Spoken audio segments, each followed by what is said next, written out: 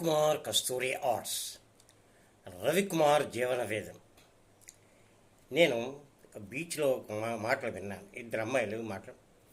ఏమిటే వాడు మొహం చాటేసేస్తున్నాడే, సంవత్సరం 160 కిలోమీటర్ తిరిగాం, లవ్ చేసుకున్నాం, కానీ వాడు మొహం చాటేసేస్తున్నాడు, మా అమ్మ ఒప్పుకోవడం లేదు అని చెప్తున్నాడే. మరి అలాంటి వాడు ఎందుకే నమ్మేవు నువ్వు? వాడి మనస్తత్వం తెలుసుకోవద్దా? తెలియదు. ఇదే రవికుమార్ జీవన వేదం. తెలియదు, వాడి మనస్తత్వం తెలియదు. ఎంచేతంటే వాడు ఉడా పార్కులు అమ్మట, బీచ్లు అమ్మట ఆ అమ్మాయిని తిప్పేటప్పుడు అవేవీ జ్ఞాపకం రావు. తిప్పేస్తూ ఉంటాడు సరదాగా. అక్కడ పల్లీలు కొంటాడు, ఇక్కడ మురీలు కొంటాడు, ఇవన్నీ చేస్తాడు, నాటకాలు ఆడుతూ ఉంటాడు. కానీ ఆఖరి పీక్ సమయం వచ్చేటప్పటికి మా అమ్మ ఒప్పుకోవడం లేదు, ఒప్పించాలి, ప్రయత్నం చేస్తాను నేను. ఏం చేస్తాడు? ఇంకో సంవత్సరం గడుపుతాడు. ఈ అమ్మాయి పరిస్థితి దౌర్భాగ్యమైన పరిస్థితి అవుతుంది. ఇంట్లో చెప్పుకోలేదు, వీధులు తిరగలేదు, మొహం ఎత్తుకుని.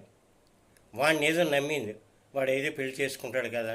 సంవత్సరం తిప్పాడు బీచ్లమ్మట. ఏమిటి ఇదంతా? ఇవి నిత్యం జరుగుతున్నదే రవికుమార్ చెప్తున్న రవికుమార్ జీవన వేదం. ఇవన్నీ వింటున్నవే మీకు చెప్తున్నాను.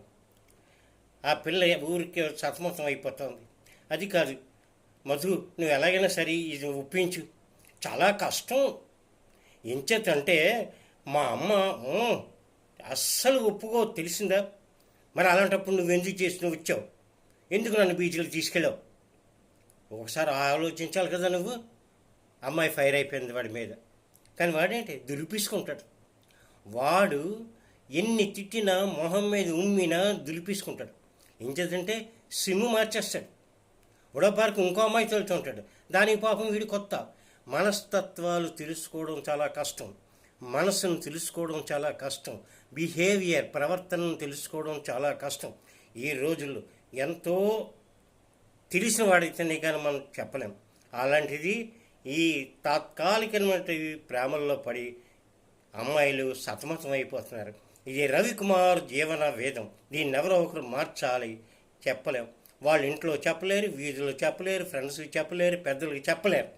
ఇదే రవికుమార్ జీవన వేదం.